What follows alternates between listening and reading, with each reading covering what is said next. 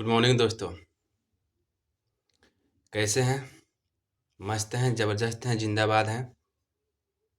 मैं फिर से आप लोगों को तहे दिल से स्वागत करता हूं मॉर्निंग मोटिवेशन स्टोरीज में।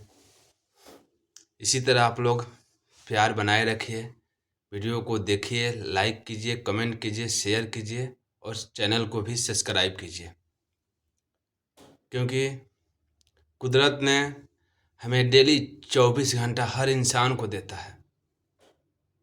24 घंटा में या तो कुछ हम लोग काम करके उसको बिता लें या बहाना बना के टाल लें, क्योंकि जिसकी मस्ती जिंदा है उसी की हस्ती भी जिंदा है।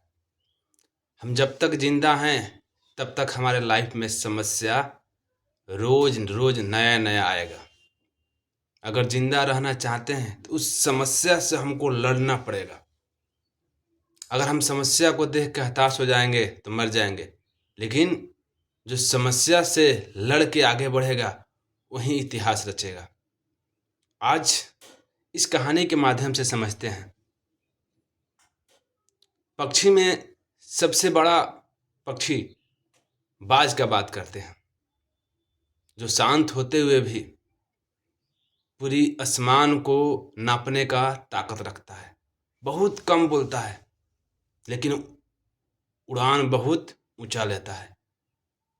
क्या आप सभी को मालूम है कि बाज 40-50 साल के होने के बाद उसके लाइफ में बहुत भयंकर, बहुत बड़ा समस्या आता है। समस्या क्या है? समस्या ये है कि 40-50 साल बीतने के बाद उस बाज का जो है नाखून भी काम करना बंद कर देता है और चोंच जो होता है टीण हो जाता है। समझ गए? अब बेचारा ना किसी पंछी को पकड़ सकता है, ना अपने चोंच से किसी का शिकार कर सकता है और पूरी तरह से खाए बगैर दिन प्रतिदिन टूटते जाता है। लेकिन उसने सोचा कि अगर यही हालात रहा तो हम आज न तो कल मर जाएंगे, क्योंकि पुराने चीज को अगर तोड़िएगा तब जाके नया चीज आपके जीवन में आएगा। उसने क्या किया? चोट को बर्दाश्त करना शुरू किया। अपने चोंच को क्या किया? बड़े बड़े पत्थरों पर मारना चालू कर दिया। अपने पंखों को, नाखूनों को बड़े बड़े पत्थरों से नोचना चालू कर दिया। नतीजा क्या हुआ कि उसका पूरा चोंच जो था पूरी तरह से बर्बाद हो गया, पूरा लहू लुहान हो गया, पूरी तरह से लहू लुहान हो गया। अपने नाखूनों को तोड़ दिया, अपने पंखों को कबाड़ दिया और चोंच को भी खत्म कर दिया। कुछ महीनों के बाद, जब इतना लगातार तकलीफ सहने के कुछ महीनों के बाद, फिर से प्रकृति ने उसे क्या दिया? एक नए चोंच का निर्माण, नया नाखून, नया पंख आया। उससे क्या हुआ कि फिर से ऊंची उड़ान भरने के उसमें क्षमता आ गई। फिर से अपने पेट भरने के लिए चोंच से शिकार करने की क्षमता आ गई। मतलब कि अगर वो समस्या को नहीं झेलता तो जाहिर सा बात है उसका मौत निश्चित है, क्योंकि कहा जाता है कि मरता तो क्या नहीं करता, मरते हुए इंसान हर कुछ करने के लिए तैयार हो जाता है। उस बाज ने भी वही किया।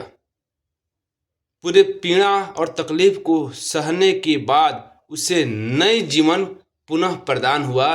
फिर से वो आराम से 50 से 60 साल निफिकिर सैर कर सकता है, अपने ऊंची उड़ान को भर सकता है, अपने पेट को भर सकता है।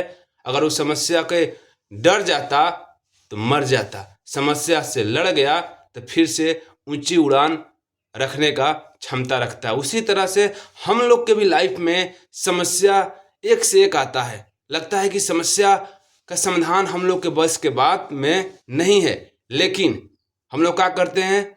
उस समस्या को, समाधान को नहीं ढूंढते हैं, उसको देख के डर जाते हैं। कहा जाता है कोई ठोकर खा खा के बिखर जाता है और कोई ठोकर खा खा के ठाकुर बन जाता है। इस कहानी से हमें यही सीख मिलता है कि लाइफ में कितना भी बड़ा समस्या आए, उसको धैर्यपूर्वक, शांतिपूर्वक उसके समाधान को खोजना है, क्योंकि दुनिया में ऐसा कोई समस्या नहीं है जिसका समाधान नहीं है।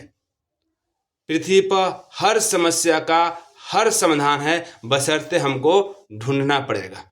समझ गए? इस कहानी से आपको क्या सीख मिला, कैसे लगा, लाइक और कमेंट जरूर कीजिएगा और सब्सक्राइब भी कीजिएगा। कहा जाता है, छोटी सी शेर है, मुझे कर सके बदनाम इतना ताकत नहीं है जवाने में। मुझे कर सके बदनाम इतना ताकत नहीं है जवाने में। तुम बुराई करने में व्यस्त रहो मेरा, मैं तुरंत आने वाला हूँ अखबारों में। जय हिंद, जय डिएक्शन, जय गुड मॉर्निंग।